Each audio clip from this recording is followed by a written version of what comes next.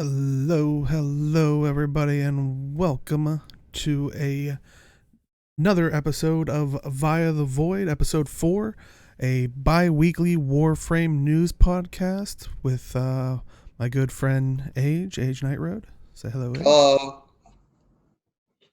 And so last show was what, August 6th. So it's basically everything that's happened since then. Which might be a couple, like in this instance, last episode we talked about, they were asking the player base about the potential augment changes, and they were looking at a bunch of ones that haven't really been used, and they wanted to kind of enhance them and make them a little bit better for the player base. We talked about it over, so we're not going to go thoroughly into them, like each single one, but maybe some general ones that I'm curious if you got to try, or if there's anybody in chat that got to try them. But just in case for people that want it, of course, links will be in the description, all that stuff. But if there is anybody in chat, there's the link to the blog post. Like I said, we went over the list last time. It was like kind of, for example, I think it started with Valkyr's Hysterical Assault, which is the Hysteria Augment, which we will have a little bit of news about her a little bit later. But yeah, so are there any of like the ones from the list that you've gotten to try at least, or Not just yet. I wanted to try Mags and Valkyries for sure. Uh, and then there was Rhino. I wanted to, but like I have no Rhino yet. But you don't have Rhino yet? no. I have to I gotta get you a Rhino. that Prime pack there. Oh, okay. Well, we got news about that as well. But do you have the regular Rhino? Nope. Oh, Yeah. I'll say that's one of the earlier ones. We could farm that up for you real quick. Yeah. But yeah, personally for me, I got to try. I tried the Hallowed Eruption, which was the Hallowed Ground augment for Oberon, which basically for that one it does additional passive ability that triples base duration, which kind of is a standard, just more, as you can see, more damage because it just increased the duration. So it was a nice one. Granted, I don't normally use it for the build that I had, but if I ever do center something around Hallowed Ground, because I know there's a lot of like with Hallowed Ground, I've seen a lot of Oberon builds where because basically for people that don't know, it just basically creates a field depending on your ability range and also duration, how long it lasts.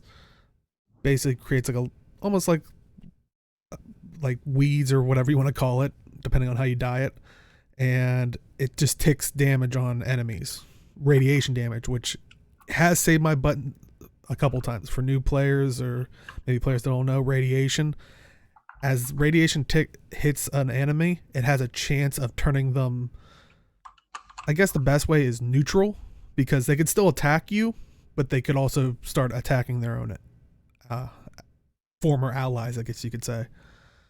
So that saved me a couple of times in some missions where it's just, yeah. And fair. So this, like I said, just basically makes it last longer. So it might actually save you, those people that run those like builds, because I've seen some people with ability range and stuff like that just create, like, cover a whole area, like a big area. So maybe more people could focus on ability range and not as long as duration. So I don't.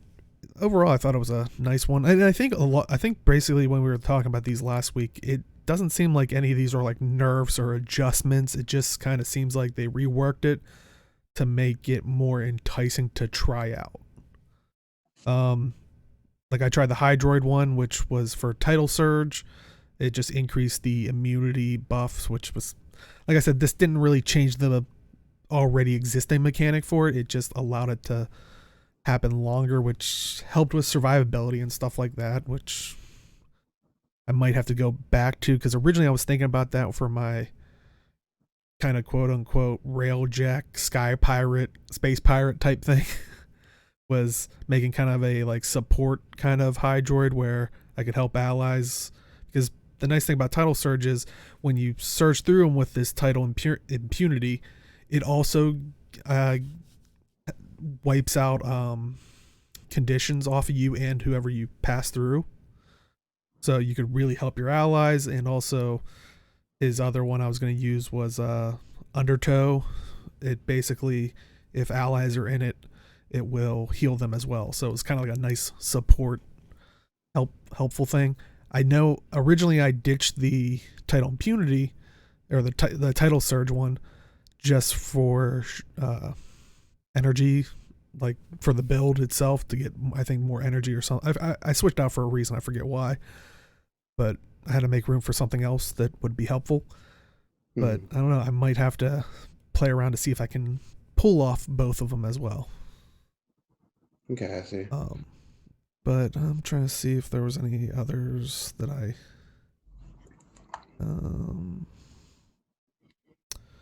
Oh, the other Oberon one, which was kind of a standard one of the Smite Infusion, or the Smite Augment, which basically allowed holding the casting button will send out a wave, much similar to other Warframe abilities you've seen.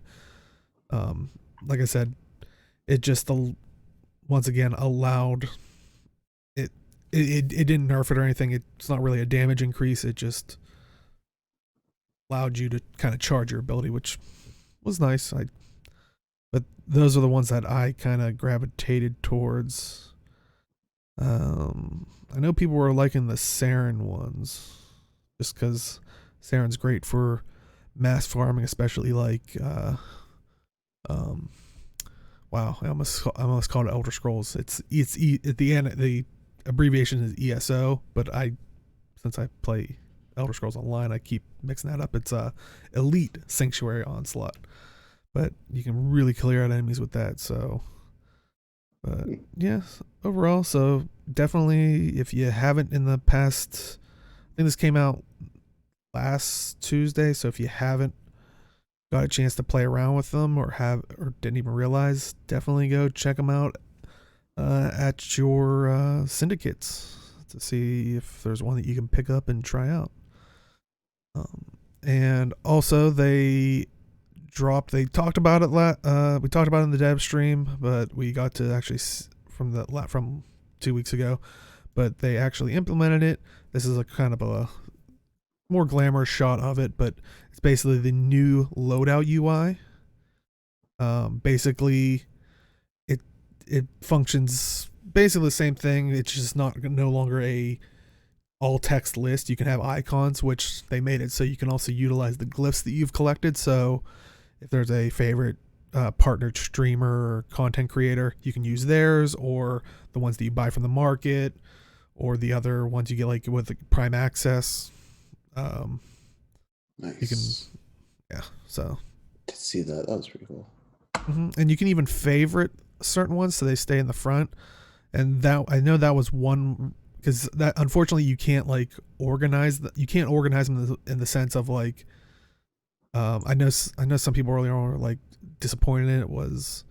It's like, I think basically in a particular order and they wanted to do it a certain way, but one of the workarounds was you can favorite them so you can have your ones in certain ways, but it's definitely a good start. I would like to see, I like the look of it. I would like to see like, more ways to organize it more freely without having to just use the favoriting system. But I don't know. What do you think about the new Loadout UI? I like it. I feel like any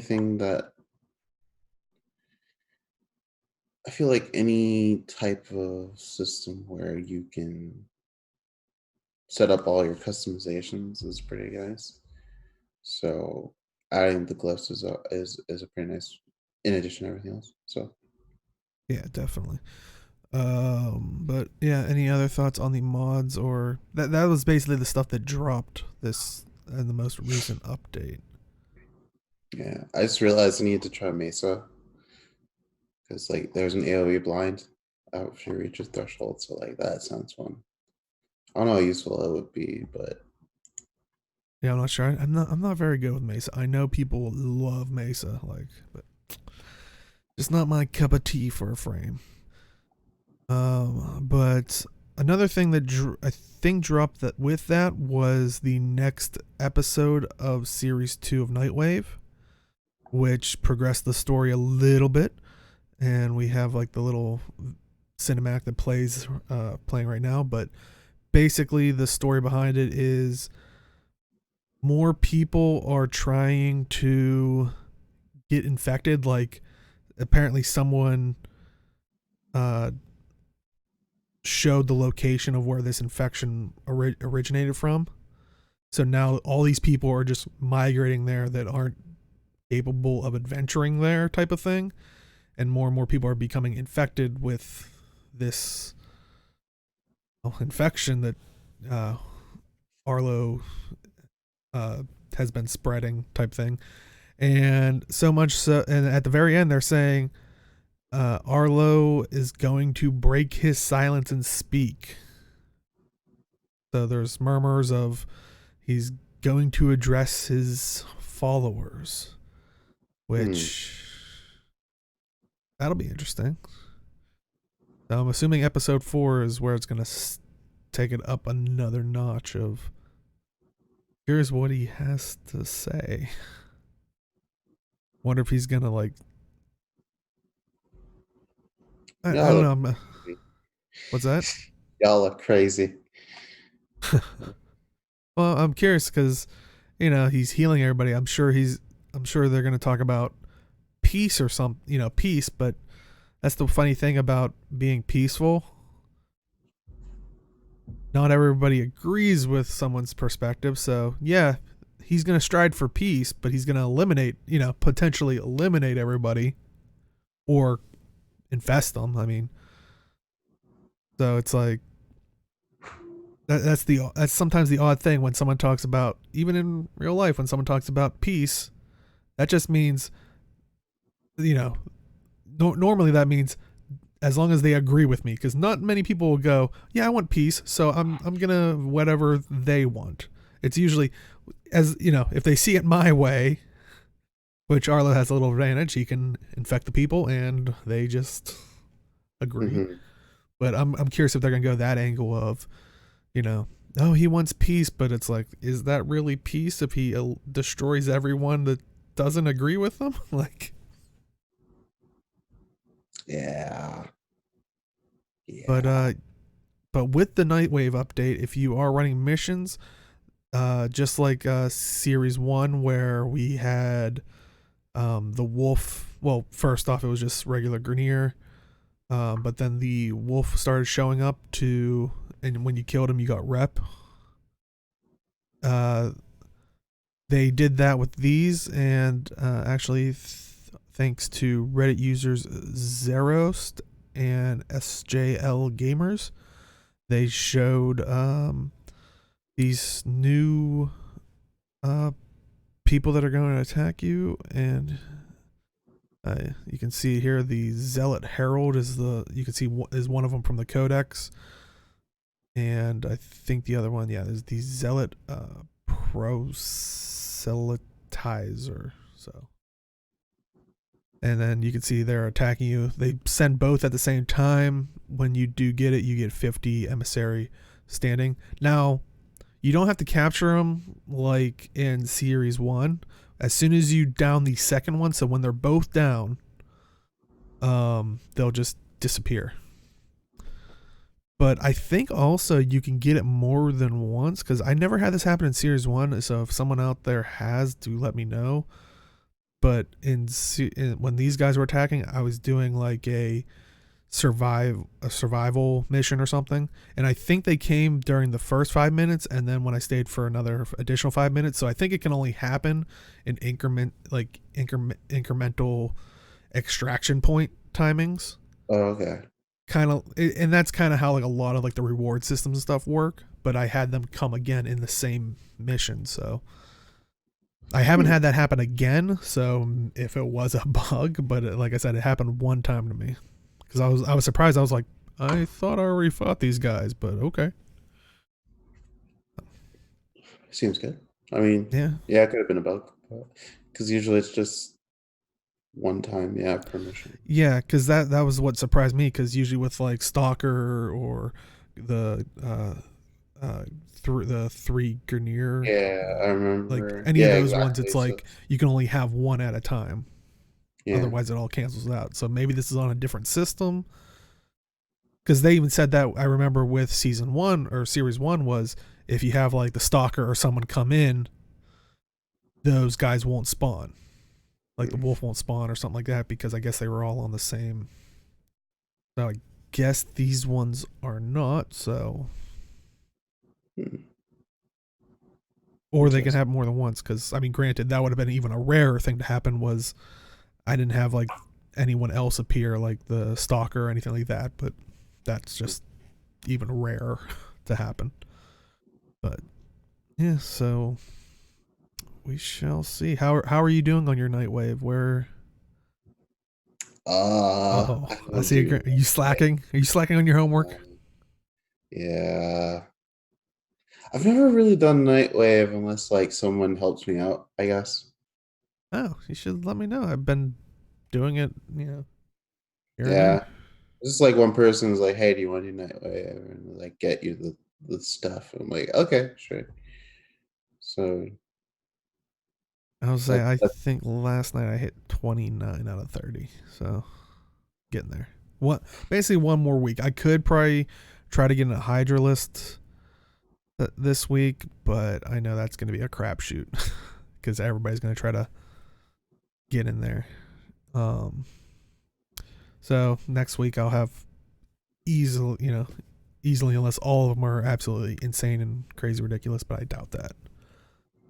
But though I am slightly sad that I knew going in the shoulder piece, it's it's almost like an infected ancient head type thing. Like it has like the weird like tentacle, like glowy tentacle mouth things that the ancients have. But I wish you had an option to switch it to like the other shoulder piece, because I have another shoulder piece that only appears on the left shoulder, which is like a Grenier helmet with a cleaver in it. And I wish I could have that one on one shoulder and then that one on the other shoulder. But sadly, they're both occupied just that shoulder. Because that reward is just one shoulder piece, not so if people are seeing that and you're like, "Oh, I'm going to have two big shoulder pieces." It's just one. I think it's the 20 28 level 28 when you unlock that reward. But and I knew that going in. I looked at him like, that's on that side shoulder. Crap. But I know people have with the Grenier shoulder piece have been kind of constantly asking that, but I just wanted even more. But I mean, so that's my little gripe with just that reward, and it's such a small gripe. I've enjoyed Nightwave. I think the little additions that they made, where they basically have the catch up mechanic.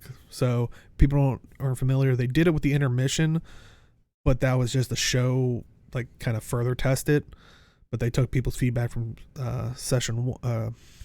series one, and so if you finish all of your weeklies of that week, you get previous weeks, and so you can kind of catch up. Prior to that, once they were gone, they were gone. And you couldn't really. So theoretically, age, you could spend a whole week and catch up.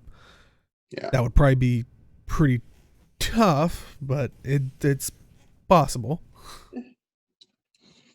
So All right.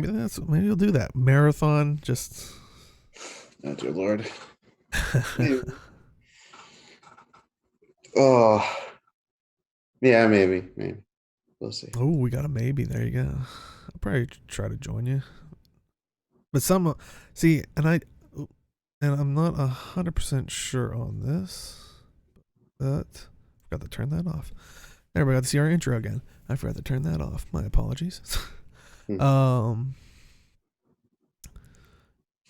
I'm not sure about this, but because I haven't really had the issue because I've only had one previous weekly that I missed, but maybe chat knows, when you do your week's stuff, does it unlock all previous weeks, or does it go back to like week 3 you had this one to do? Once you do that one, you can look at week 2 and week 1. Like that, I'm not 100% sure on. People make it sound like it just gives you all your previous ones, which that would be kind of cool, because I'm sure the Hydralisk might stop you up, because that's the 3rd tier Eidolon, which is still reasonably doable, but you do need to be aware of the fight. Hmm. But yeah. So also, I don't know, the way it was worded was the previous week, not weeks. That's what I thought, but then I've heard some people as they were saying they made it sound like it was just like all the previous weeks. So that's why I was a little confused by it.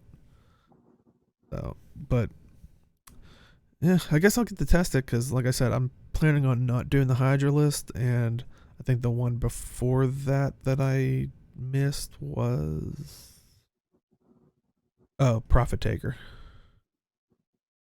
So maybe I'll try to do it this week and see if it gives me both or just one of them. But or you can save me time and let me know, chat. But or if you're watching this on YouTube, I haven't actually tested it. I could check since I haven't completed a week yet. Oh. Also, I know last week, or previous weeks, when we had the dog days event and we could get the roller floofs, like the beach ball looking things, and people were so disappointed that you could not add them to your dojo. Well, DE MOMA said on the forums, just a quick little reasoning why that is the case is the you can't donate to your clan dojo is the inability to donate was actually a deliberate choice. The reason is that when floops are placed in the dojo, the physics of the object do not work correctly for all players present. Each person sees the floof moving and interacting in a different way, so you could never, for example, like I think we were saying last episode, kick it back and forth with another player, like actually do like a football or soccer match type thing. Which now when they said that, I now understand that, because if you've ever been in your dojo with someone and you kind of see them like almost like running, like it almost looks like someone that's like lagging, like they're running in place and just like bouncing up and like it's not smooth, it's not that great. Okay. But That's a pretty good reason. yeah, especially if you're trying to have a match and the ball is technically in 2 different places, like I scored, no, I scored, like. But yeah, and they also said there would be significant concerns about performance if players added dozens or hundreds, which I know there's been a lot of gifs of people doing it on their orbiter of like loading one room with them and then opening the door and just it floods out. But having them of fully interactive objects to a multi-user space would basically, as they just said, be problematic. But a little cool bit of news from it is they did say that this is a feature that they're interested in and everybody else is interested in, but dojo football and cooperative ball pits will have to wait for future programming support. Ooh. But they also said there is sadly no ETA for when this will happen, so don't hold your breath anytime soon. Yeah. But oh, good. That's fair. I mean, if they can't do it 100% right now, it's just best not to do it. Yeah, you don't want to. Make matters worse. So And like we were saying, like on the level of they're in different places for the different players. I remember someone telling me that, and this was a single player game. Someone did this was back with Oblivion, Elder Scrolls Oblivion. Someone had there was a duplication bug, and someone for just laughs just duplicated a bunch of melons, like watermelons, which they would just drop on the ground. They duplicated so many, they broke one area of their game because they would never settle, and they had physics and they were round, so they were constantly moving. So what they said when they got close to the area, they could see their like frames just drop and it starts stuttering just because it had to start, calculating all that. But that's kind of funny. oh, chat saying Destiny is greater than Warframe since they already have soccer balls in tower. True, they do have a soccer field. That is one thing Destiny has on Warframe, I guess. Destiny is a better soccer sim than Warframe.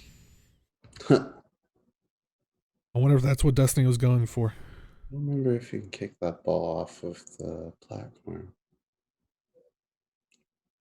I don't know. It's a long time since I played that. Like in the first Destiny. I know there's one in Destiny 2. Like there's a soccer field. There's a little soccer field in like the beginning area type thing that beginning area that you end up at. So I guess it's not a beginning area. It's it's an early on air hub, I guess. Okay. But another cool thing that they're actually looking back on, which I actually love this idea. Chat is saying the goals in the tower are right on the edges of the landing platform, so you can launch them out of the tower. Okay. And yeah, if it's anything like the other area that's the grassy area, you can kind of shoot it over like a fence that's there, but it kind of just despawns and spawns into the center, which I'm assuming that's what it'll do there. So it's not like you can really I guess you could ruin someone's game if they're having one. Because you reset the ball. But another thing that they're doing is they're re-looking at cold status effects. They said back in 2016 they put they kind of put a topic to rest that the cold status effect prevents other status effects from being applied because the target is frozen solid, which I guess kind of makes sense. It'd be tough to shoot poison onto or shoot a toxin onto something that's frozen solid if it's like encased in ice. But they have actually looked back at it. So right now, currently on live, like we said, if you freeze an enemy with a cold status effect, you cannot apply any new status effect until that is done. What they said is coming soon. If you freeze an enemy with a cold status effect, you can immediately apply other status effects. So small little change, but okay. Can set ice on fire? I've never tried. That sounds... That's an interesting one. Yeah, I'm not sure. But... Oh, okay. So fire currently does work. I did not know that. All right. Well, apparently when this does go out, it will actually do all the status effects on top of it. So, and they said other minor inconsistencies that they're fixing.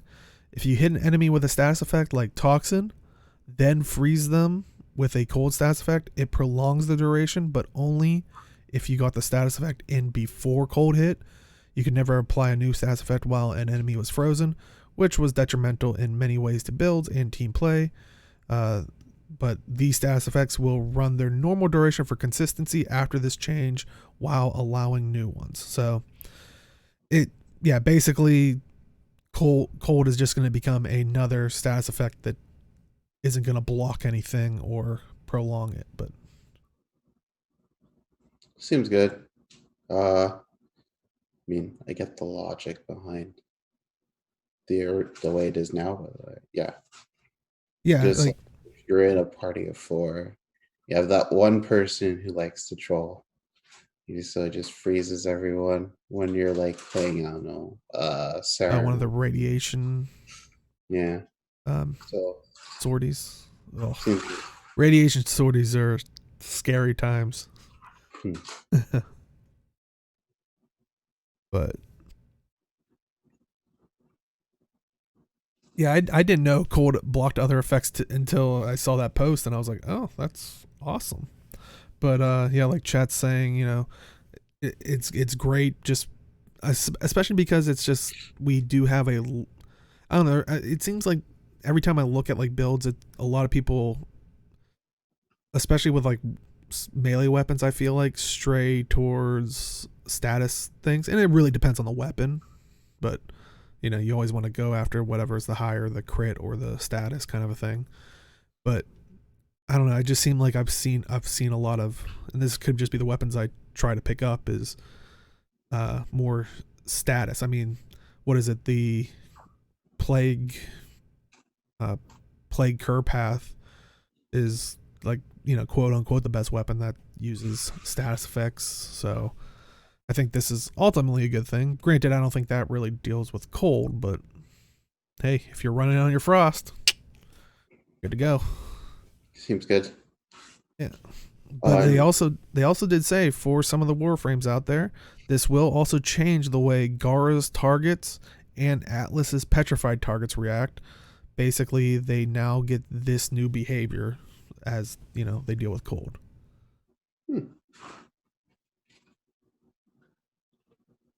nice.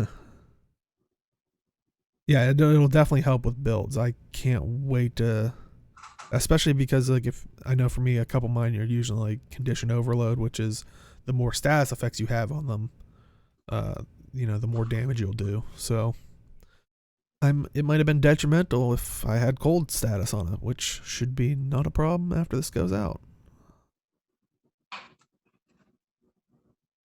Can the status stack? I don't think they went into any details about that. Like, you mean, I think it might just refresh whatever the uh, cold effect is, but I don't know if it'll increase the time. But like I said, I don't think they really went into that I saw in the forum post. Here, just in case, if you guys, Yeah, there's the forum post that they posted. But like I said, if you're watching on YouTube or anywhere else, we'll have links in the description. But and next up, we had this past Friday, we had Dev Stream 130 with Rebecca, Steve, Scott, and Sheldon.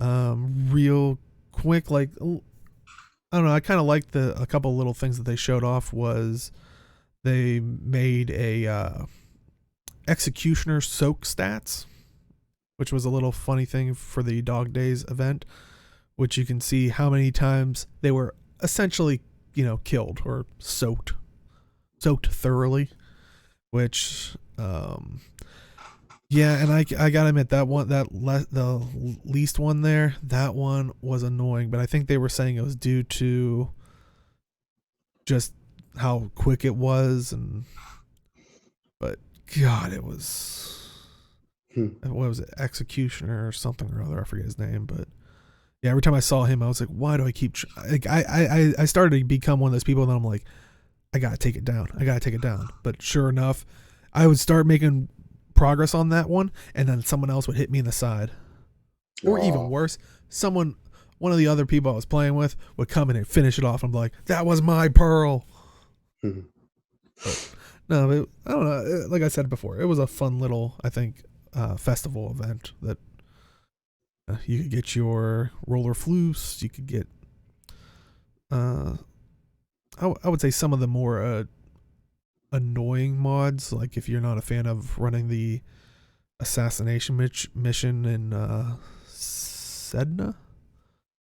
They've had a lot of those ones in there, but also they talked about Nightwave season 2. They said they will probably be extending it a little bit like season 1. So if you're taking your time or haven't really done it, like age or yeah, seems like you'll be having a little bit longer. They didn't say how long, but they did let us know that it will be followed by a brief intermission. And I'm curious what everybody thinks about this.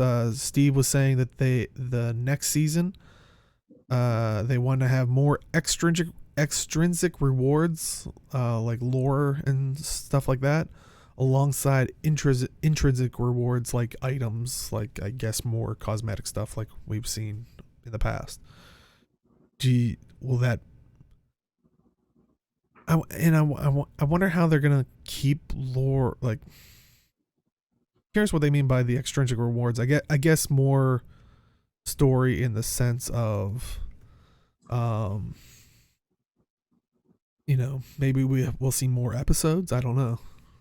I'm curious, like, or maybe more lore bits, like maybe kind of like what they had with Plains of Eidolon when you're doing the goals or something. When you kill some of them, they'll usually drop like a lore logbook. Maybe, for example, like in series 2, chat saying more episodes and additional rewards. Yeah, and I was gonna say if they were trying to do lore like they did with Plains of Eidolon, like maybe when these guys, like we were talking about earlier, the guys that are attacking you right now, maybe when you kill them, they maybe drop like a lore briefing or something like that, or Okay. maybe one way of how they do it. But yeah, I'm curious how they'll infuse it, or are they just going to simply do more episodes, which I wouldn't hate either. But Interesting. but yeah, what do you think about? Or There are multiple ways you can, yeah, I don't know all the systems to implement lore-based stuff, but there are multiple ways, and as you said, they can also add more episodes as well. Um, also wonder if they kind of just want to be more immersed in the story itself. Like for example, like some of the quests that you have, like to get a frame, for example, those felt really intrinsic in of themselves and what they tell as a story. So what's good? Octavia is a good example of that. So I was thinking more around that type of thing. In terms of intrinsic rewards, I was thinking maybe either more rewards related to what you're playing, or I don't know, more items in particular, like different variety of items as well. So we shall see. yeah, definitely. Mods would be nice. Now, would you want to see more mods like we do see in Nightwave chat, like where it's a specific weapon, or maybe more general mods, which they do say during the dev stream. I don't know how fast they would implement it, but I know someone asked in one of the question section of like, we have all these different types of mods. What about one for like a shield type? And Steve, I think, said like, oh yeah, we'll look into that. I mean, granted, he said not anytime soon, like, but would you want to see general ones or uh, weapon specific or? I'll see both, honestly. I mean, wouldn't be a bad. Oh, okay. You actually asked the question. Awesome. Well, then Yeah, let's. I Hopefully, don't we'll mind see seeing the. both. Yeah, Yeah. Have a bit of general, have a bit of specific, just so that at least, like, if you don't like the specific ones, you could still you have use of the general ones. Seems yeah, fair. I mean, you could use the specific ones later if you want. yeah. Because and I think they even talked about that they were gonna look at not anytime soon, but still have like the rewards from Series 1 come in. Hmm. Yeah, I really hope they don't do the Riven mods in there. I feel like that's a cheap way to do like the rewards, like especially when they do them with like Twitch drops. It's like, here's a Riven. It's like, okay, well, but Do work, but yeah, yeah, jump through this hoop and get something that won't be for a weapon you have or use or. Yeah, I understand. Um, yeah, I'm not sure. I think other awards. Yeah, I don't know. A lot of We'll people see. don't like ribbons. I think that might end up reworked eventually. Hmm. That would be interesting. I it was like a way, I think, just for them to kind of balance it out because they have the ribbon disposition and stuff. But yeah, it just I would be curious of how they would rework it, but we shall see. Another thing that they were showing off were some skins, which I'm actually excited for. I was not excited for it when they talked about showed it off, I think, at TennoCon. I was kind of like meh. It was like an uncolored one, but um oh, big raid. Yeah, I would like to see raids return or however they want to improve it. But so the first one they were talking about was where oh, I'm on the wrong slide. Was Equinox, the Equinox Deluxe skin that you can kind of see here. Um, and I think they said it was. I might be getting this wrong. Daylight, night, and then the both of them type thing. But while I like it, I I don't know. I kind of like Prime Equinox's skin better. Like I don't know if I would ever go to this personally. But I do have to Uh, agree with them that I do like the boots. Boots are cool. I don't know. That first one has that like, intricate ball thing in the front. But yeah, I'd probably stick with base. Not for me though. Oh, okay. I see. Chad says they're liking the shoulders. Yeah, I like it. I don't know if I would. I don't know if I would try to spend. It probably wouldn't be one of my first ones I'd try to spend money on it for. Like, I would probably go after the Avara when they showed off, and I'll show it here in a second. They show that in the bow for it, but like, I don't know. It also depends on how it dies. Like, I can kind of tell from the like I like what you were saying earlier, Age, the little sash of glow ball things. I don't know Yeah. what they are. It's like, grenades you have in front of you. So I was type of just thinking, yeah. I kind of like the helmet. It's very high fantasy medieval, but or I guess space medieval esque, which I like that for. I like the TennoGen Oberon. I think it's Blade of Lotus skin, so I'm all yeah. for. I wish we could do like sword and board, TennoGen. Hopefully they'll release that eventually and take stuff for that.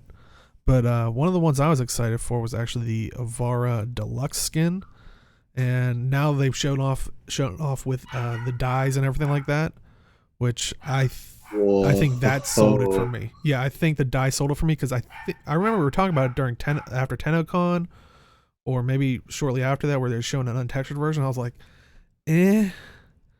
But I think the dye job sold it for me especially because my problem with Avara a lot of times was all the skins kind of really hovered around like you were always an archer type, like it always Mhm. had that archer theme. Like the one alternate helmet had like the Robin Hood Uh, hat and quill. It just seemed like you had different archer types from other cultures. This one just doesn't feel like an archer style to me, it so I'm looks like you're excited at for a that one. monster hunter, to be honest. Yeah. That's pretty cool. I dig it. I really like it. Now I have to get it for R2. Oh, I man. think I actually, I've I been want to say wanting to get Avara is it. through spy missions, so we can get Yeah.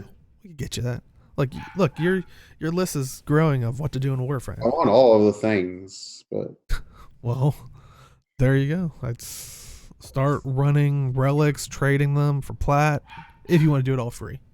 Oh yeah, I can. I'm probably just gonna trade for some parts right now. Still looks more like Korra. I I'd have to look that up, but the skin's Uh, pretty nice though. yeah, I remember we were talking about that at when they showed it off at TennoCon untextured, was because Core is the one that has like her one of her abilities has a hound. Oh, okay. That So was amazing too.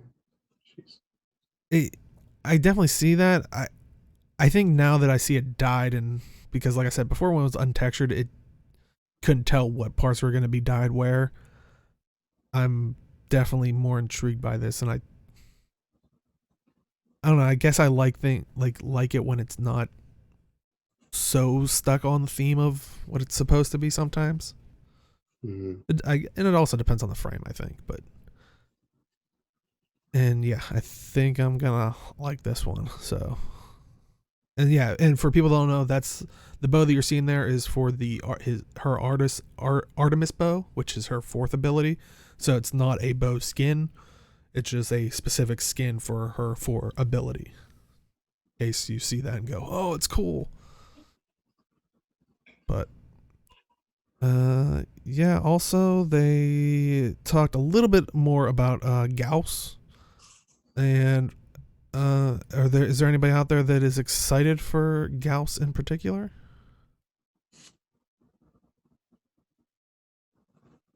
I was Just gonna me? say, Okay. Okay. I was more excited about Grendel, which we will get to. Chat saying not at all. Wow. I just like I like the assassin agile types. So just seeing the amount of land that you can uh cover, especially on planes, will be really dope. And they You kind of say made that. it they made it dummy proof so that if you crash into things, you actually have a damaging effect or something like that. So You say that, and we'll talk about it when we get to Grendel's abilities. But they even joked about it on the stream. But maybe we should put their argument to the test and have a foot race, since you're gonna be a fan of Gauss and I'm a fan of Grendel. But we'll get to that as what they were talking about. But so this is good news for you, and I guess bad news for me, in the sense of originally they were saying Gauss and Grendel were a pair and we're going to release together. Well, good news for you, bad unfortunately for me. They said that they are not going to ship them with Grendel, so Gauss is actually going to be coming in the mainline update, which they're trying to get it out at. They want to get it out at the end of August. They're, they haven't put a date to it, but that is their kind of rough goal right now. So for all the Gauss fans out there, expect it August if something goes wrong. Hopefully beginning of September. They did talk about their Gauss's signature weapons, which is Exceltra, which is a primary. It's an automatic rifle, and the special ability, if you use your signature ability or if you use your signature weapon with Gauss, it will reload faster while sprinting. okay. And people have been looking at it and saying it looks to be crit based. Also, its other signature weapon is a secondary. It's Acarius. It's dual pistols and projectiles over distant projectiles arm over distance and explode. So, Okay. So but dual hand mini grenade launcher type deal. Okay. With so, and that was the little explosive thing that rounds. they were talking about. So, those are the weapons you can expect for Gauss. But also, like I said, we talked about they're going to be working on a mainline update, ideally for the end of August. What's going to be in this mainline, of course, like we said, Gauss and his signature weapons. Also, a disruption update. So the disruption game mode that we saw with the what's it called, the Ropolist. I kind of remember it now because I think it was one of the prime times, someone said to remember it by saying RuPaul a list. So it's, but so, but yeah. So they're gonna add more disruption type missions to other planets. Basically, how they said it was, oh, Alad V, he always wants to make money, so he's selling his tech to other factions. So there's going to be 5 new disruption missions on other planets. You have Mars, Lua, and the Kuva Fortress, which, oh boy, that's going to be. They showed off some of the stuff, and the person talking in your ear is going to be Little Duck from Fortuna. And they said some of the new rewards will be for Kuva Fortress. It looks like you'll get Kuva. And Lua, they said some new unknown reward. They really didn't go into specifics. But when they were talking about later on how you would possibly earn Gauss and Grendel, they said with Gauss you would earn it through the disruptions. So I don't know if some of the pieces are going to be in Lua and some are going to be in the Kuva Fortress and some in Mars and spread out, or maybe that's what that new unknown reward is going to be. I don't know. But and they said with Grendel, which we'll get to, which is kind of interesting. They said for Grendel's release, he's going to get not quite story quests like you were kind of saying you were interested in, but not just a flavor text on a schematic, so somewhere in between. Which I don't know exactly what that means, but and I know chat wasn't a big fan about the Rivens, but if you want to collect more, apparently with that mainline update, they're going to increase the Riven cap from 90 to 120. They're also going to add the look link and mod link that we talked about, I think, last episode. But basically, for other games, it's kind of like templates that you can share with people, shareable templates that you can send to someone else. And look link is basically cosmetic. Mod link is, basically the loadout. Yeah, how they look. Good. So yeah. I also thought about it a bit more, and just the mod link alone, because I like messing around with different stat combinations and more than the like configs allow. So just like exporting them and just like putting it on the side in like a notepad or something, that should be super helpful. Mm-hmm. Yeah, I can't wait to be able to share them or something like that easier. Yeah. And that's going to always be one of those things, like, especially I like the fashion frame thing. I mean, earlier I was talking about, I wish the Nightwave shoulder piece was on the other side. It's like seeing other people's color schemes, and I wonder if they'll go as far, and maybe this is me just coming from other games where they try to really push the cash shop on you, which I think Warframe does a decent job of saying it's there. Like, it's kind of intermingled, because you can, a lot of stuff, it's like if you want to buy the blueprint, you go to the cash shop store, but it's like, do you just want to buy the blueprint or do you want to spend platinum? But I wonder if, like, here's my look. Hey, you can get this helmet, for 70 platinum, or this TennoGen skin for, if you want to look like this, for $5.99 or whatever. Like, I wonder if they're going to do that, or just go, this is what they look like. If you, maybe even on the side, how they have it, where it's like, you can click on it and go, there's pieces on this person that you don't own. Click here if you want to see those pieces. That way it's maybe more out of the way. So I don't know how they want to tread those waters, but yeah, I can't wait ultimately just to see other people's fashion frame. Yeah. Looks. Easiest solution would just be to not, like, anything you don't have will just not be applied. But nice, like, a smarter way would be to implement, like you just described, so that they would sell like more things. But yeah, I don't know how much they want to potentially push that kind of stuff. But Yeah. Also, they said that with the mainline update, we will get the Shawzin playable emote. So if you bought the Shawzin decoration, it'll come with the emote, of course. If you already have the Shawzin, don't worry. It's not like you have to buy it again. You're going to get the emote. But I know they said I think it was last week, they actually added a whammy bar. I think if you use your space bar, it'll actually, Nice. kind of mess with the tune to it.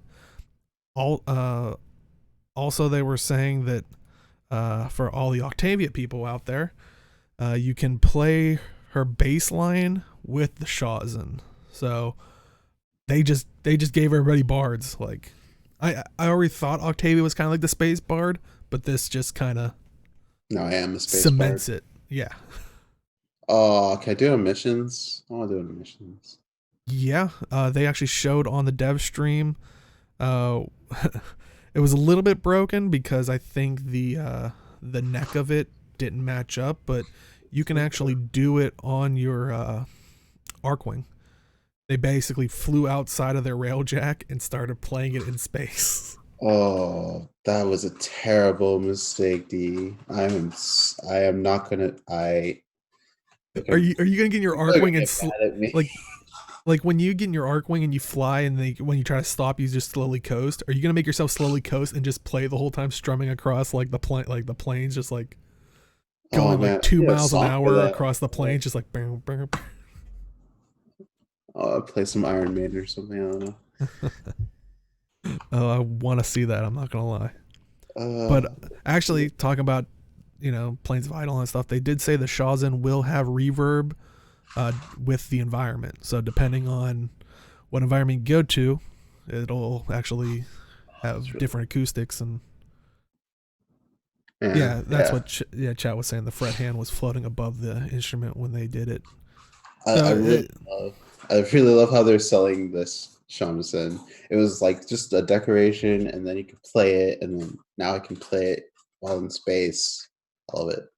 yeah, and I think that's what I am really liking about DE is even with these like side, like kind of goofy side things.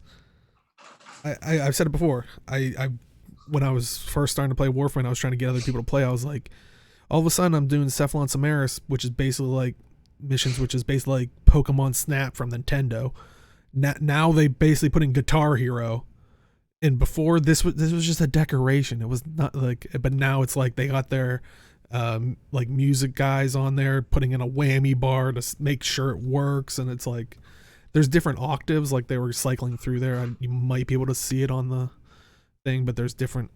It, I mean, it's just I don't know. I think it's infectious seeing how much love they put into it just because they like the idea of it. So, Mm. but we'll stop talking about the Shawzin because I know even on the dev stream, apparently someone was like, talk about real content, which How dare that person? I want that person's name so I can say, "How dare you?" Well, I'm not going to threaten him he's gonna because, follow you around with his Octavia going burn, burn, burn. yeah, I want his in-game Warframe name. It's like how this my shamisen. Let's give you something that I'll give you content. I'll give you ballads to go with your He will change you with the relic power of farming. music. Yeah. Um, Another interesting thing that they really didn't go into it, but they did say like with this main line that they're gonna do a friendless cap of 1,000 max, and they were. What is? Wait, what is it now? I guess there isn't a cap, or I don't know. I guess that's sad to say. I don't have that enough friends to test that. It's like I don't even like I played Guild Wars 2 for like 8 years and I haven't don't well 7 years, but I don't have a I don't even have that much. Like I'm just wondering why is there that's a huge I guess it's for streamers or something like because Maybe. Because Well, like, I think it. I think it. The way they kind of started worded because they were gonna. It looked like Rebecca was gonna maybe explain why it wasn't, but it made it sound like that it's more than 1,000, and maybe there's just data issues that are creating oh, problems or something. Because she that's interesting. like, yeah, the wording on it, she was like, yeah, we just have to make it 1,000. It's like she seemed a little frazzled about to explain it, but she was like, I don't want to get into it type thing. So I don't know if there's more to it or I didn't find anything, but Oh, oh yeah, weren't they talking about that at one point? that's So maybe actually pretty that's. funny. I'm not gonna lie, that's pretty hilarious. And I do like chat saying they have Baby Shark loaded on their Octavia right now. Well, you better learn the uh, guitar instrumental for it. I guess the Shawzen instrumental for it. So Uh, another thing for the main line that's coming in, and like I said, this is all the stuff that's supposed to be coming in, possibly at the end of August, like this next big update. But the last thing they said was the Sentinels will get be able to get ribbons. You'll be able to get ribbons really? for your Sentinels from Samaris. So Oh, that could be very good or very bad, depending on yeah, how you. and I was gonna say it kind of goes back to like how everybody was like kind of on kind of ribbons, which yeah, Yeah. I mean, the Ravens themselves might be good or okay, but yeah, I have I think 2 or 3 Riven rods, but I just haven't unlocked them. One I could do easily. It's like catch 4 fish in a row or something, but then I like have to kill 3 enemies while airborne or something. yeah. Some of those are like crazy over the top. Where I don't know I if I'll think I ever could, be able to unlock them personally, but yeah, I think I could do the airborne one, but anyway. I don't know. And I think like what Chat was saying earlier, and my worry is with the Sentinel Riven mods is like with weapons, it kind of starts to trivialize any of the content, which I don't know. It feels like it was meant to balance the weapons and kind of make them all kind of an end game option. Whereas I Mhm. think it just made even the more powerful sought after ones even more powerful. I mean, you still have people gravitating towards the meta ones, but I Yeah, don't know. I don't know. I'll But just I think that's always the problem with online games and stuff, like we've talked about with Guild Wars 2 and loads of other games. It's like no matter every how equal you balance it, there's always going to be that one where it's like, but this one has one more DPS, which makes it the best, or can hold the take the more damage, so it's the best, or so it's. I mean, yeah, I'll play whatever I've played whatever I want. But if I ran into if I'm playing solo and I have like a hard boss to fight and it's like super hard, I gotta swap to like a uh more reliable way to. You want the I win button gun when it gets frustrating. Yeah, And like chat saying like Rivens were supposed to raise up the crappier weapons or the less viable weapons, but it kind of didn't work. Like it kind yeah, it seemed like while it kind of did that with those ones, but it also brought up the other ones, so it still kind of made them. It's like, well, that's so yeah. I mean, granted, half the time I don't even equip bow, and this might be taboo or something, but I don't even equip a weapon on my sentinel just because half the time they'll shoot like an enemy over there, and then they'll get like the enemy will turn sights on it and blow it up, and I'll lose it. Hmm. So I usually just keep it as like a thing that floats by, heals me, buffs me, does knockdowns and stuff, but I don't have a weapon on it. I So, don't know. yeah. In my case, it's more like I need like different statuses to take down certain enemy types. Um, so I think it was a armored Grenier, I want to say. So I needed radiation or toxic or one of those two. I Oh, forgot which one. corrosive. That's usually That's it. to take off the That's it. armor. Yeah, to take off the armor because like this person wasn't dying unless I did it. So Oh, and chat saying since animals got vacuum, they don't even run sentinels anymore. Yeah, I don't know. I just hate I hate the idea of constantly having to take care of the animal. Like, granted, I'm fine with doing that in real life, but Yeah, I incubated mine because like I knew like I'm just not gonna take care of it as much. So yeah, it's I don't know. I like the idea, especially with like because I treat I treat like the companion things as like a little side character. Oh, is it? yeah. Oh, did I was gonna say I know they made that change. Is it that much better? Because I know before it was kind of like I felt like I would run a couple missions and I'd be like, oh man, I have to take care of Yeah. it. I didn't get a Kavat yet. Now I think about it, but Oh, maybe I'll I was slacking on that. dust off because yeah, I have one of each just for like I think to get the mastery points. I had a Kavat, Kubrick, and a Helminth. Hmm. Yeah, so well, do they have Rivens? I'm not sure. Maybe chat knows because I was gonna say if Sentinels are getting Rivens, does I that don't mean? know. That's a good question. I would imagine Sentinels get them first because Sentinels were first for pets. So Okay, yeah, chat saying if you get all the incubator upgrades, it's like 500 credits per stabilizer, and you barely need to use them. Okay, hmm. okay. But so yeah, that's all coming in that mainline update for hopefully the end of August. So I don't know. Sounds like a pretty solid mainline update. But I don't know. I'm still itching. Like I can't wait to see. I don't know. I'm in that weird spot right now where it's like, oh, they're trying to get Empyrean out by kind of the end of the year type thing, which I don't know. For some reason in my mind, I'm still like in like June or July, and I'm like, oh, that's so far away. And then someone's like, oh, I could see it being. These are just people on Reddit and the forums going, I could see it coming out like September, October. I'm like, that's close. That that's not far away at all.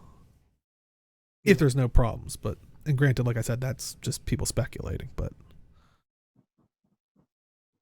yeah, so I can't wait for Empyrean. But another thing that I can't wait for is they actually showed off Grendel and his abilities.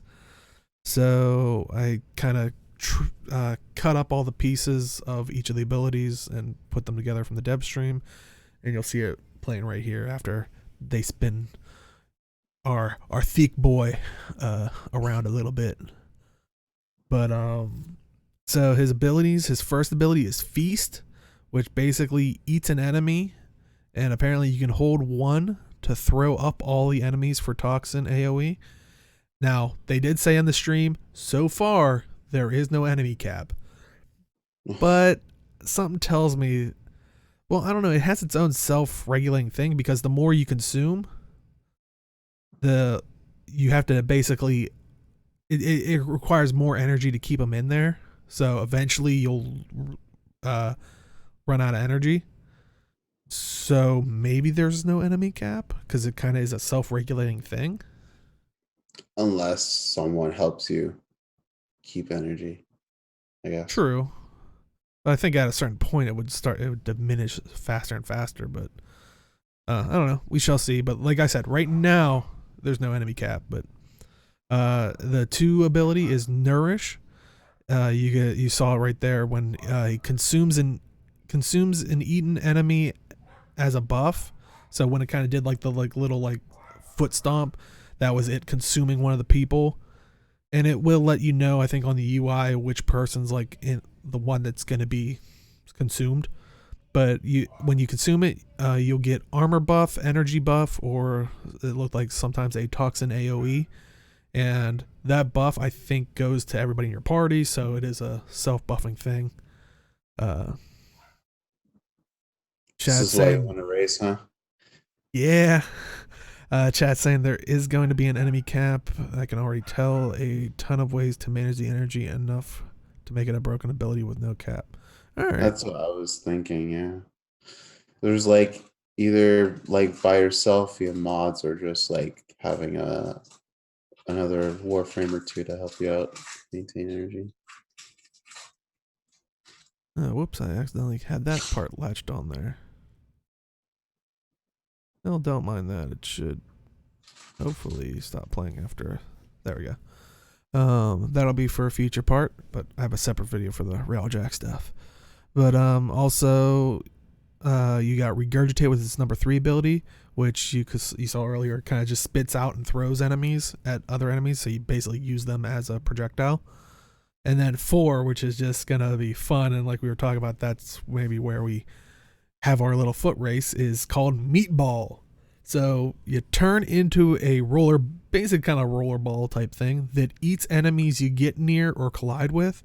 It is physics based, as you can kind of tell how they were having trouble, like when they were going up a hill or something. As you can see in the video, you can roll very fast, but the thing is, if you run out of, it consumes energy as you're doing it. If you run out of energy, so you have to stop it before you run out of the energy, because there's a dizziness penalty if you exit Meatball without energy, which will be kind of like a little bit of a stun.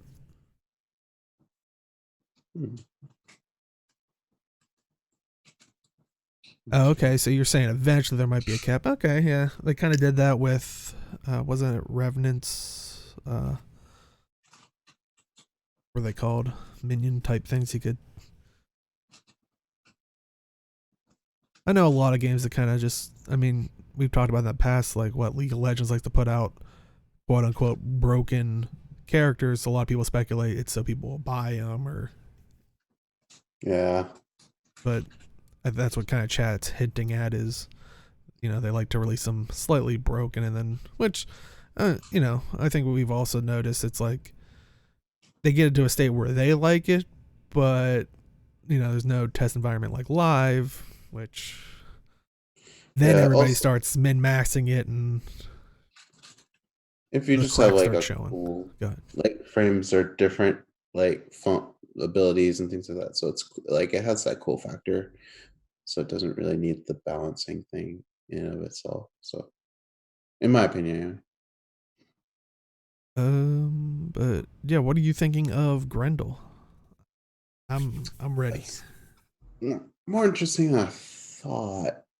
Um, So I do remember I was talking with some people in our Discord, and they did raise a good point, because when it feasts, that's basically like how it's your feast is like reliant, makes your other skills work, but it kind of has that, it like has this like weird like feasting sound. It's like it might get tiresome the amount that you probably have to spam that.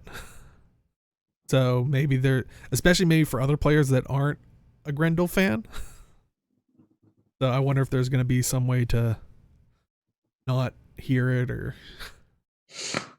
well, I need an audible audio cue for it, but I guess it depends how much you feed. Like it really depends, like how much you feast, how much you. First day, I want to try to strap in so much range mods. I want to go into the Plains of Eidolon and just consume everyone. Like, I just want to see that visual of just, as Scott made the, or sorry, Steve made the joke in the dev stream.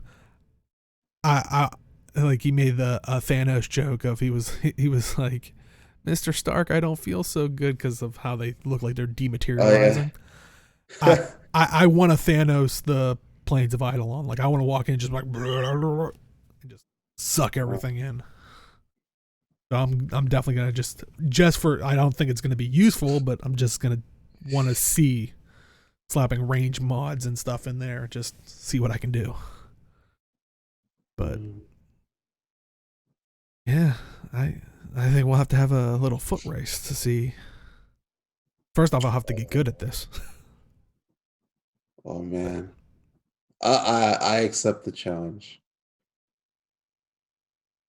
But yeah, they Uh, did say even though they're released separately, they are still a kind of pairing type thing. Like they're still friends, so they're not ditching that kind of story aspect of it. But they, like I said, they are going to release separately. yeah. Okay. It Yeah, like works. chat saying, you can turn other players' Octavia music off. So Which yeah, if makes Grendel sense. gets too annoying. Well, Octavia's music, it just makes sense because like if you just don't like the Yeah, way kind the of, songs put together versus like an actual audio cue for a skill, I think there's a or difference. especially since a lot of people that are like want to make it easier on people to get the buffs for Octavia, they just put in like every single beat, so it just doesn't sound good. Yeah. I Uh, spam all three at once so that works out, and but then it yeah, I'm super excited, and I cannot wait for Grendel. Like I said, out of the two, this is the one I'm looking forward to. So yeah. I can't wait to see because with his concept art, I think he got like a melee weapon as his like signature weapon. If he does, I don't know if he's gonna get other ones or not, but It looks like that gun there he has with no, like that the one's that's already in the game. They just kind of oh, grabbed okay. weapons that were already. But I want to say that's the Paracesus, but I could be wrong. Hmm. Um, but some other quick questions they pulled from the forums and whatnot. We were talking earlier about uh, the ribbon stuff, or I forget. Now I'm forgetting um. But they, of course, people were asking about the melee update. Melee 3.0, or when are we gonna get the meaty uh, middle ground? 2.99999s and all that stuff. But they basically said that right now they're kind of re-ramping up because they are now finally getting people back from vacation after TennoCon. So um, they are starting to rework on melee update, but they it, they said they might try to get a small feature out with the August mainline update, but that was like a bit like Yeah. Steve was Uh, like, it's a big might, like. I could wait, it's fine. But yeah, and they were talking about how Gauss is going to be earned through the new disruption missions. And like I said earlier, they were saying how Grendel will come with some kind of lore thing. Not quite a quest, but not a blurb on a schematic. So, That's good. even they like Grendel more than Gauss. Why do you got like Gauss? Like, why you picking the wrong team? Team Gauss. Gotta go fast. Hey, I can go fast too. Gotta go faster. Yeah, but you got to use your legs. I'm just rolling. So you're I'm using lazy your man's entire fast. body. I'm lazy man fast. uh, Which, to be fair, that's the other version of Sonic. He's either uses his feet to run fast or he goes into a spinny ball. well, Oh that's my for a god, fact. together they're. Oh, this is somehow going to be a That's, crossover with the horrible Sonic movie. oh man. The runner up prize, their contest that we talked about way back, you can go to space. The runner up prize is you get to watch the Sonic movie. I guess that might be more of a punishment, but depending. Wow. I still have to wait for that new trailer to come out. Yeah. Oh, They they also talked about some people were asking about syndicates and if there was going to be any update or show some love. When they first asked that question, they said that they were going to have some stuff coming eventually, that they said they had really no real talk on it, though when they got into the railjack stuff, they did mention that some of the syndicate stuff that they're working on is you can actually, if you're a certain rank with the certain syndicates, you can actually get crew for your railjack that may like increase stats here and there. Like, they might specialize in something. So kind of that FTL feeling that we were talking about before, and that they've been trying to stride for. I I I don't expect Mass Effect level, but like it'd be really nice if there was like, you know, that quality of life slash interaction with various crew members. Do you want to sleep with all your syndicate players? I say what you're saying. You never know. I don't think they're going to that level, but also they put in some, or they're working on infested decorations for your dojo. So if you want to make your dojo look like a decaying, horrible place that Arlo's sending you to, then you're in luck, because they're going to be adding some dojo decorations for you. But they didn't say any price, like, resource costs or anything like that. It still sounded pretty early on. Some more Railjack and Empyrean stuff. As you can see here, they talked about basically the reward structure, but also what you're seeing here is one of the systems that you can get is called Shadow Field, which is basically, as they said, is more directed at the people that maybe want to run the missions here and there as a solo player. So as you can see here, it turns the inside with like all the lights turn red, so you can visually know. But it turns your ship invisible, which, as you can see here, if you go outside your ship during that, it's not invisible, but it's kind of like Wonder Woman invisible jet invisible, where you can kind of see it against Jupiter. There's a little bit of a sheen type thing, but for all intents and purposes, it's very hard to see. It's basically a cloaking thing. That's pretty cool. But yeah, it basically is going to allow people to maybe explore alone or build up your own crew, and you won't have to rely on other players as much. But this is a way for you to exit your ship and not worry about, a Grenier or Corpus or whatever the case may be, come by and blow your ship up. But they also talked about the reward structure. They're mostly focusing on, you have the kind of normal stuff like researching, kind of like you have through the dojo for like the guns and stuff like that. But what they're looking for from the missions is using the systems like we talked about with the Shadow Field, and like the other stuff that you're basically diverting power to. And the way they said that they're doing it currently, they have it, and they said it was subject to change. So, just so keep all this with a grain of salt.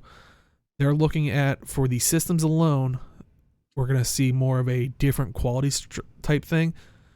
And they wanted to stress not like Riven level of randomness, more of a range, and will increase the energy draw.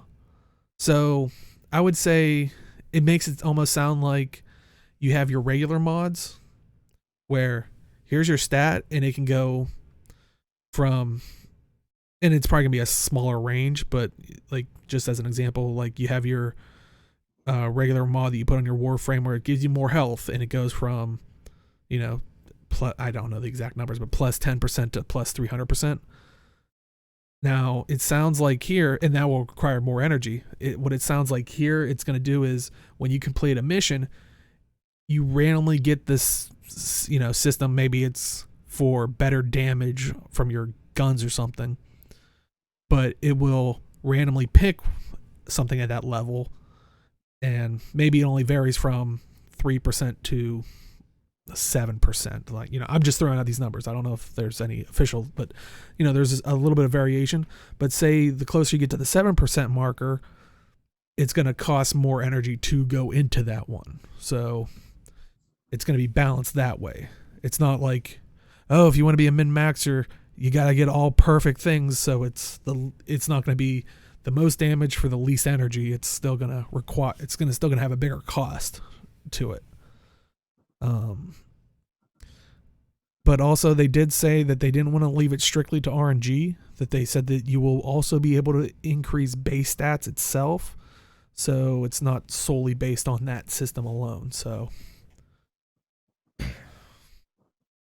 which I think is definitely a good thing. Okay. Yeah. Because it is one of those things where it's like, at least it sounds like they're putting a system for you to strengthen your railjack alone, so you have something definitively to work for. And also, when you're running the mission, it's like you will constantly want to hope and get that better mod. Mm-hmm. That's true. And they did want to stress that it's not gonna, like, the variation isn't gonna be like, oh, here's let's use the example I said before, like 3 to 7%. It's not gonna say, well, the lowest is 3%. Then the next tier is, you're not gonna find like a 3.1 or a 3.2. It might do like in halves or like a whole percent. Like it's gonna be a decent sized chunk. It's not gonna be like, I feel like, in MMOs where it's like, well, this piece of gear increases my DPS by 0.0001%, so it is, better, and I'm gonna spend 40 hours trying to get it. It's like, ugh. It's not gonna be. At least that's what they were saying. It's not gonna be that levels of bad. Okay, that works. Yeah, I cannot wait. Also, but any other thoughts on the Railjack Empyrean stuff from the dev stream? Oh, seems good. Yeah. Like it. One other little quick thing I think they said was that they are going to be doing new badges for mastery ranks, and you can see them kind of here displayed. But kind of just simple, straightforward, of just a new look for the badges. I mean, so we're not going to have like maybe it's because we're going into, I'm kind of curious, because now that we're going into the new war, because when you see the trailer for the new war, how it shifts like but right now the mastery ones are like kind of the lotus symbol with like the things hanging down, and then the new war showed them going upward. So I'm wondering if they're changing it up for that reason, since it won't really make sense. Well, makes sense but I don't know. But either way, but yeah, it looks like you can put what your glyph is in the middle of it, so a little bit of customization in it. I think it's pretty nice. Yeah. Borders. I dig it. It is cool. Yeah. But and they no ETA on any of that stuff, so but we are happily waiting. Hopefully it'll come out with Empyrean. But also, I think it came out, they were talking about this today or literally yesterday, maybe. So you were talking earlier about, you gotta get Rhino, maybe you'll get that Vault package. Well, you know how we were saying it was going until September 17th? Well, they actually put out a forum post saying that they are deciding to move that up to September 3rd. So if you do want Rhino or Nyx or both, or any variation of them, or the accessories, pick that up before September 3rd. Let me throw the link in chat in case people want to see it. But because they are now going to look at addressing the vaulted Prime Vault concerns that people, or noises that people have had. So they were saying future Prime Vaults are being viewed by a few different factors to decide. They're wanting to actually cycle in some of the older or some of the vaults, or some of the frames that haven't gotten unvaulted for quite some time. But yeah, the factors are, have they ever been unvaulted, and what data can we use, such as ownership, etc., to support the next rounds. They're talking about the the three, like, I think there's only like 3 prime vaults that have been cycling back and forth, and they were like, well, that's great and all for someone that's new to the game.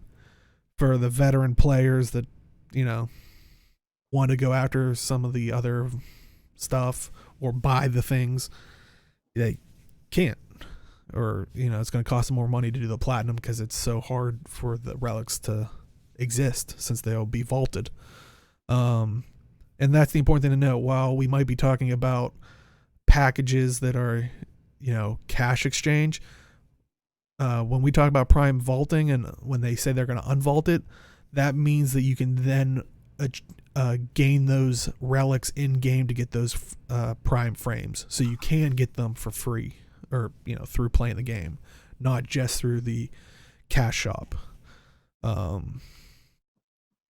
yeah, they said, you know, too much repetition of the same thing. Next prime vault will be, as they call it, the Deadly Contagions with Valkyr and Saren. So if you don't have any of those, get ready to start farming them. And I still remember, maybe they're picking Saren just because, as one of them, just because when they did that one event where you could get like the Saren relics, like 10 of them each, maybe they know some people are going to have certain pieces of it, so maybe it's more highly sought after. And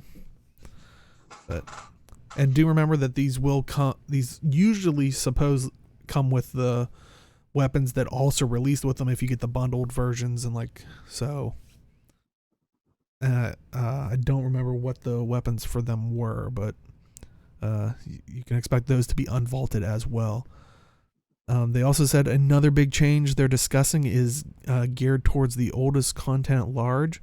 So Frost, Ember, and Loki have repeated too many times over the years. Their plan is to cycle in the oldest vault content through gameplay and other offerings. And all they kind of just said on that was, stay tuned. So it sounds like you'll be able to get those, at least in those particular ones. Maybe there's going to be a mission to go and, or, you know, you'll get them through mission rewards and not just relics. Or maybe it'll give you the relic and you can then farm it that way. But it sounds like there might be more defined ways to get it. Whether that's the relic itself or the frame itself, I don't know. But I don't know, what would you prefer? If they have Prime Frost, Prime Ember, and Prime Loki, would you want it to be go here to farm the pieces directly, or would it be farm the relics themselves directly and then have a chance at you know, going through the relics? But you could always, you always have the opportunity to do it. Yeah.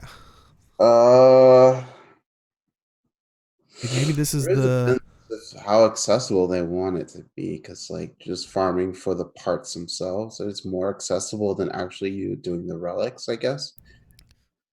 I think it might be a good way for them to, since they says the older ones that aren't very sought after, maybe it's a good way to potentially ease new players into the transition of farming for relics, because it's like, you know, you look up, oh, I want Frost Prime. Well, this relic definitively drops here.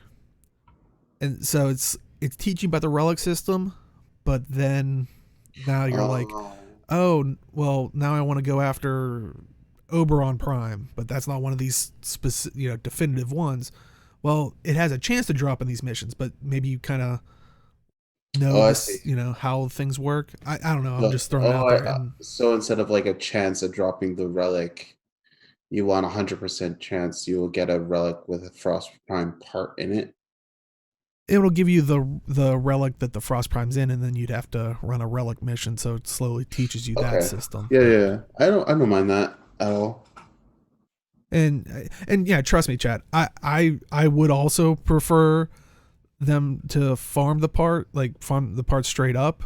I mean, but I could see them doing it this route to one, increase the idea of potentially trading with other people to get the last, that last little piece that you want to get, because then you'd have to get platinum or whatever. Or they'd also say maybe, oh, this is to help like the new player experience thing of like slowly teaching people the systems or something naturally. But I'm wondering if maybe these are maybe the rewards for eventually for the disruption missions that they were saying that they Oh, yeah, couldn't it'd be really talk possible about. just to promote them, yeah. Yeah.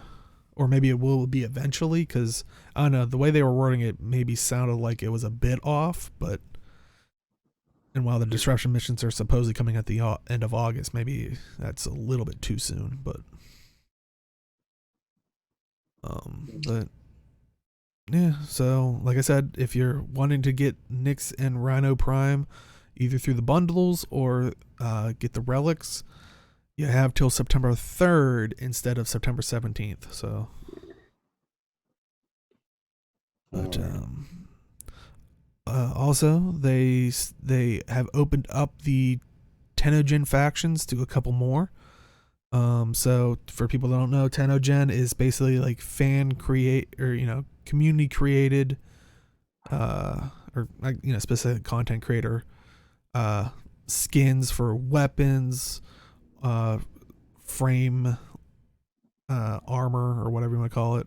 I guess frame skins themselves, and then you can also get attachment piece armor pieces. So they opened up some of the different factions. So they added requirements for some of the factions, Austran, which also includes the sub faction like the Quills. So basically, you're looking at the people like the people that are walking around Cetus, the native people there. You have Solaris, that's including the sub faction like the Vent Kids, which I kind of want to see some people's Vent Kid creations. Like, come on. I know they have some of the suits, but I want to see, like, really make your operator look like a Vent Kid. Okay. And lastly, Sentient. So you can make, like I said, they opened those up to there. I'll throw in the style guide, and of course, if you're watching this later, links are in the description if you are a creative type. But that is the style guide of kind of the rule, how they want you to follow it. And they also threw in there that remember that the TennoGen round 17 deadline is August 26th. So if you do want to submit something, one of these new things, that time is ticking. But yeah, I have Rhino and Nyx Prime already, so feel free to toss them to the vault and bring back Mag and Nova. Well, I don't know if we're gonna get Mag and Nova was one of the other vault. The way they're saying it here is, I mean, we might see these ones again, but they're trying to cycle in other ones, so I don't know if we're gonna get Mag and Nova anytime soon, since those were one of the original 3 sets. But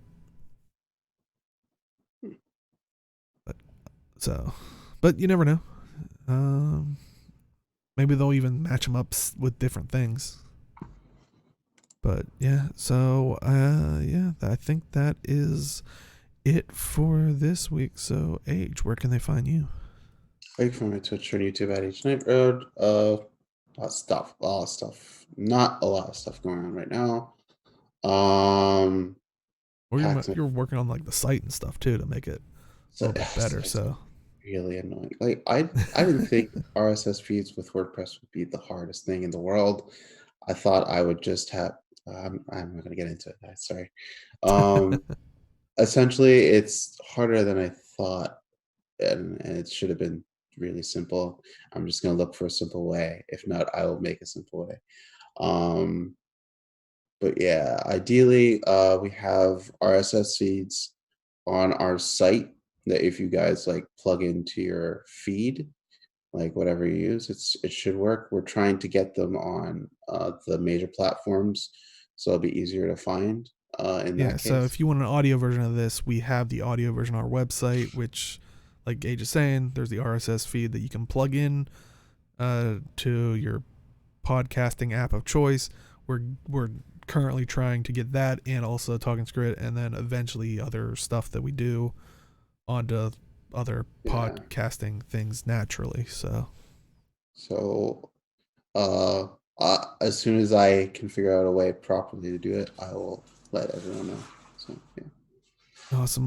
And go ahead. Yeah, that's all. Oh, okay. And you can find me at simply_Dale on Twitch and Twitter. Well, I mean, I would like to be streaming more. Just time. But weirdly, I don't know if I'll be streaming it. I know tomorrow on this channel, twitch.tv/MAAD Realms, 2A's in the MAAD. I know Jim, is on our Guild Wars 2 podcast and also Vote to Kick and stuff like that.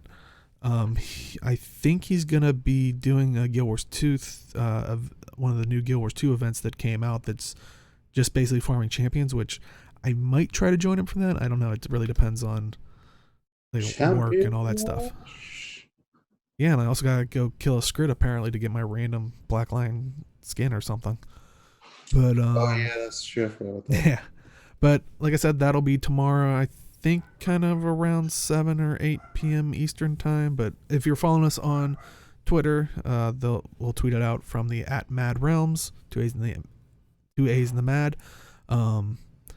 And if you are watching this pop in the very end, we do put this up on we go live on Tuesdays, but we do put it up on our website Wednesdays, and then Thursdays it goes up on YouTube, so that way it trickles out to all the other stuff. But we are trying to more push and our website and make it more of a beneficial place. So if you got any tips or suggestions, do let us know.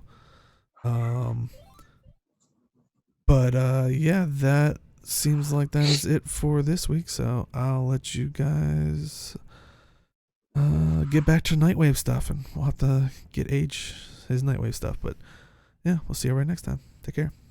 Bye. Hey, yes.